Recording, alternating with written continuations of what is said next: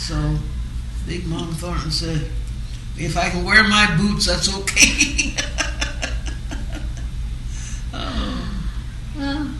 But you know, I've had so much fun in my life. I've had a lot of grief, some disappointments, but I always say I've had and I had not. And the world doesn't owe me a thing. You know, I've enjoyed my life, and I have my children who, of course, are all grown now. And are all your children alive? Oh, I had 2 sons that died. Yeah, and so now I have 7 living children. And I have my grandchildren. I've got 42 grandchildren. And about 20 great-grandchildren. And 1 great-great-grandchild. Mm-hmm. So I'm well endowed with family. You certainly are. So that means I can go and visit and never bore anybody too much. Pass you around from yes. one to one. Yes. Well, when did you come back? Around what year did you come back to Portland? And where were you performing then, later on? That's when one of my sons became ill. And I came home, and believe it or not, I got me an office job. Oh, I used to envy people that had an office job. Oh, that must be great to have an office job. So I got a job with the city. Forget it. You hated it? Forget it. That's what I'm talking about, hating a job. I didn't really hate the job so much as my supervisor. She was a workaholic. And I could do the work, but she'd bug me because I got the work done too soon. You know, and well, where is this? Because when I go in, she'd have a stack of papers like that. Well, before noon, I'd have them finished. Where are they at? I said, well, I took them over to the building, which was the Eon building I had to take them to. You took them over? I said, yes, there was nobody else to take them over, and I knew they should be there. So I took them. So, but she never understood why I got my work done. Number 1, I don't smoke. Number 2, I wasn't drinking coffee. So I wasn't taking all these extra breaks, you know, that the other girls were taking. Had you taken an office job because you wanted a steady paycheck? Because I wanted to stay home. Uh-huh. Because my son was ill. Uh-huh. I wanted to stay home. Yeah.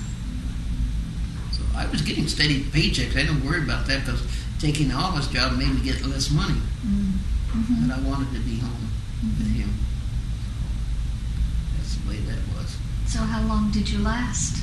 4 years that I hated. So I know about hating your job.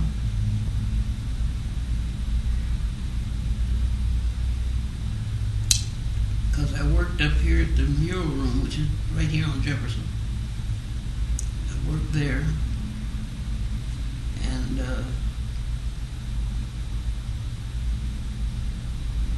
I'm trying to think.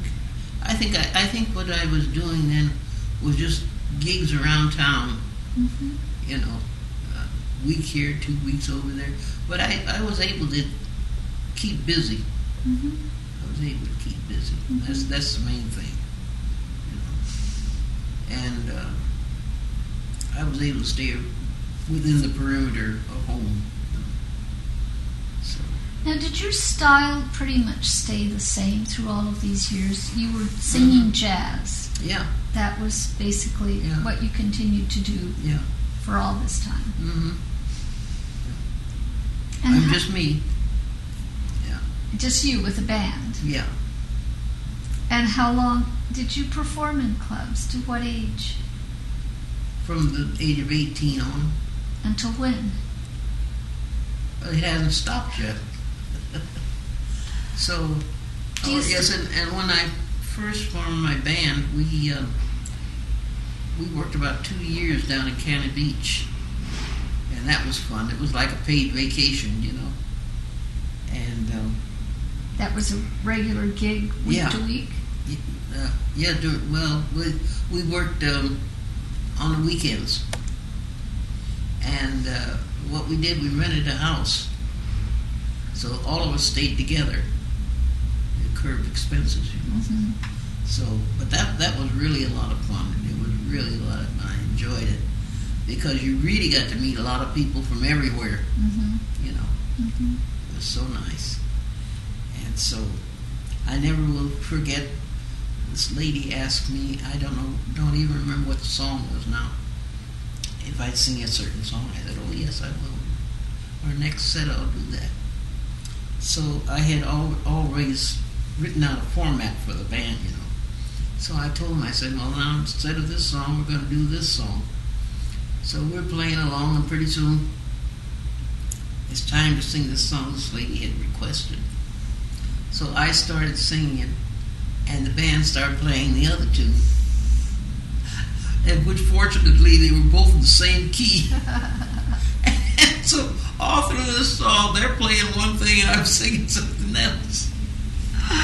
And it was so funny because at the end of the set, the lady came up to the bandstand. She said, "Oh, that's the most beautiful interpretation I've ever heard." Oh, she just thought it was great. So we had a lot of funny things that happened, you know. And you learn that when you're working in clubs, a lot of times, if people don't know what you're saying, they just, you know, listening to the tune. That's right. But I enjoyed working at the beach. It was really fun.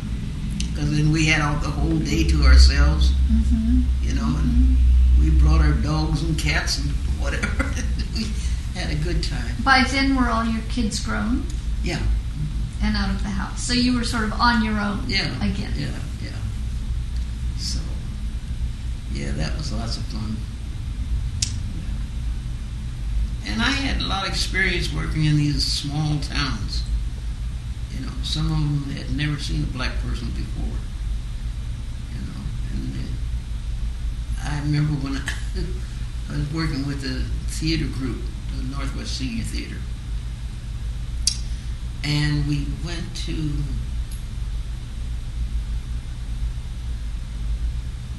Chehalis or some of those little towns up in Washington. And anyway, this little girl came backstage and she says, "Hi." I said, "Hi." She says, "I like your singing." I said, "Oh, thank you so much." This is at a middle school. And so that's all she said, and she ran scurried off, you know. So at the end of the show, she came back, and she had this little boy by the hand dragging him, you know. And so she says, "You know, he called you a monster, and I told him you wasn't a monster, and you can sing too." So I said, "Hello, little boy," and he said, "Hello." And I said, "Well, now you see I'm not a monster, you know." And I said, "I'm just like your mommy." "Oh, yeah, but you're black." You know, kids can say some of the funniest things, you know. And I said, that's true, you know. And I said, "But I'm not going to harm you." He said, "Oh." I said, "Oh." But anyway, you run into these, but the children, I just love them. I just love them. And I had this other little boy that we had worked at this school in Vancouver. And I went to church with my daughter, who lives in Vancouver, one of them. And so here this little lady came running up to me. Oh, she's all out of breath. She said, "I'm so glad I caught you." She says, "My grandson saw you perform at his school, and he asked me to come over and ask you, would you come and sing at church?" And I said, "Oh, that's so nice. Yes, I'd be happy to do that." She said, but you don't know what he wants you to sing. Well, I thought he was going to say Amazing Grace or something, you know. And so I said, no, what does he want? He wants you to sing St. Louis Blues with your shimmy dress. I said, I don't think so. So, you know, as we walk through life, if we remember some of the little funny things that happen, the rest of your life doesn't really seem that bad. Well, you have a wonderful attitude about. Well, that's what I think everybody should feel like, you know, and everything is done for a purpose. Sometimes it's to halt you, you know, because you don't stop to smell the roses, and you need to. I know I've been in that position. Just go, you know. And my doctor told me one time, oh my goodness, I was doing a lot of volunteering then and everything. So he said, you've got to stop all this. I said, I can't. He said, Mary, did you ever stop to think if you died today or tomorrow, somebody else was going to do it? And I looked at him and I thought about that. And that's true. That's true. Somebody else will do it. You're not the only one. Right. You know. And this is what you have to think about. So did that slow you down? No. But I thought about it a lot. Yeah. I thought about it a lot. And then, of course, when they tell me I've been sick, I don't know. So, because I've never felt sick. And my attitude is, when I do get sick or I'm in the hospital, then I know who my friends are. That time hasn't come yet. Oh yes, it's come. I've been in the hospital. You've been in the hospital? Yes, I had a colostomy operation in October. Oh, so that was your radiation, was follow-up from that. Yeah, I had chemotherapy, not radiation. And I was lucky. I only lost my eyebrows. And you can't see them anyway. And who cares? Well, I got an eyebrow pencil at home. So, well, Mary, I wanted to ask you, through all those years, were you a single mother with those were you Yes. the only one responsible for Yes. supporting 9 children? yes, their dad said, well, I'm not going to spend all my money on these crumb snatchers, and I'm gone. And I said goodbye. Left you with 8 children. 9 with my oldest one. But 8 of his. Yeah, oh yeah. Was he gone for good?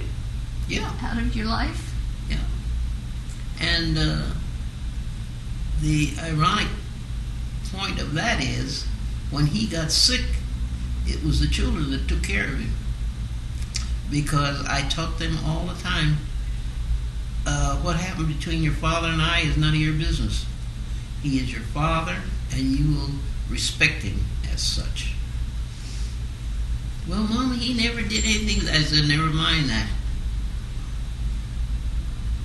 You've been eating and sleeping and a decent roof over your head, so never mind. And so that's the way I brought them up. Now, he was not in the entertainment Oh business. yeah, he was a musician. He was. But very good bass player. Very good.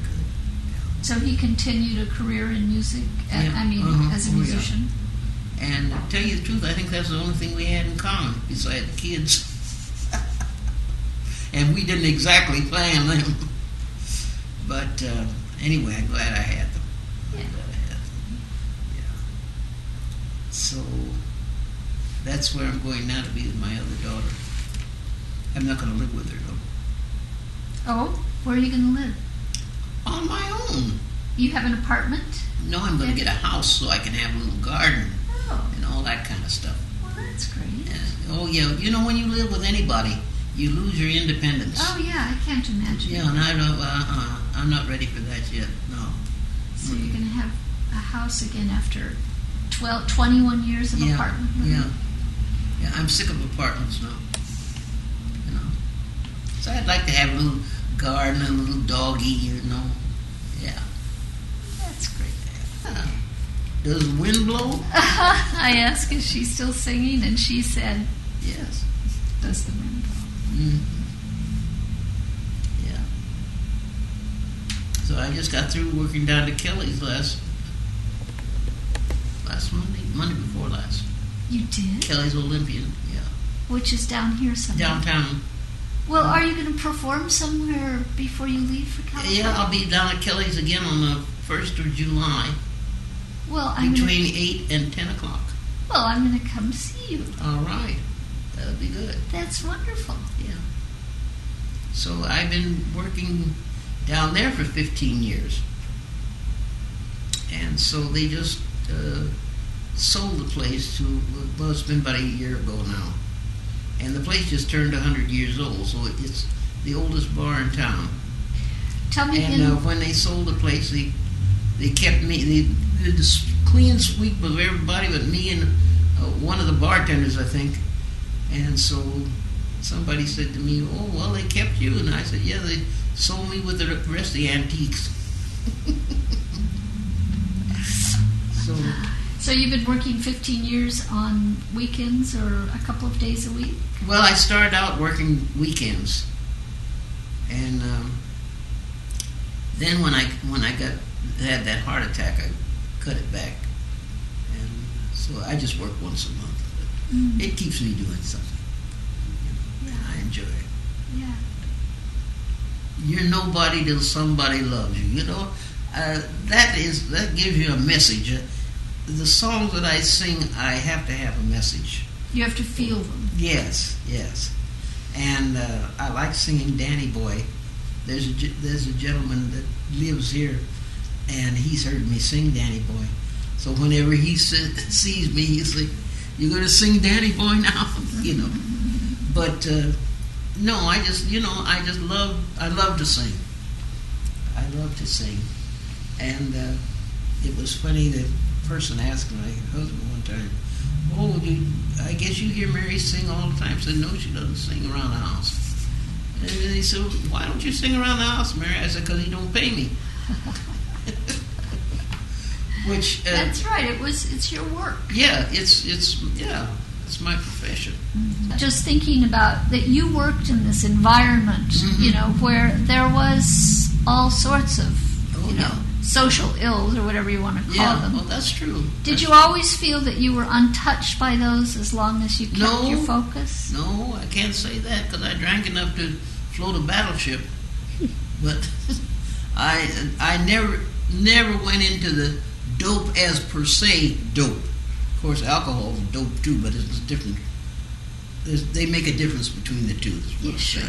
saying. But no, I was never tempted to that. And you never drank to the point that it affected your work? It didn't affect my work, no. Mm-mm. Mm-mm. And, I just knew to stay away from the other things. Because primarily I had a family, and I had to think about them. See, and they're more important than anything else. So you can resist anything if you want to. It's like when... before my first child was born, I was smoking. I wasn't smoking because I wanted to. I was just smoking. You understand? And when I found out I was pregnant with him, I just cut it off. I said, I'm not going to smoke while I'm pregnant with this child. And I still haven't smoked. That's pretty good. And he's 59 years old. So... If you make up your mind to do something, you can do it. That's the way I stopped drinking. I said, I don't need this. What am I doing? And I just stopped overnight. Didn't have any hangovers or nothing. Just quit. Because I had made up in my mind I was going to stop doing that. And there's something else to life beside that. So, and you either get a lot of things thrown to you, but you have to learn to let them bounce off you, And they say, well, they may say you're not part of the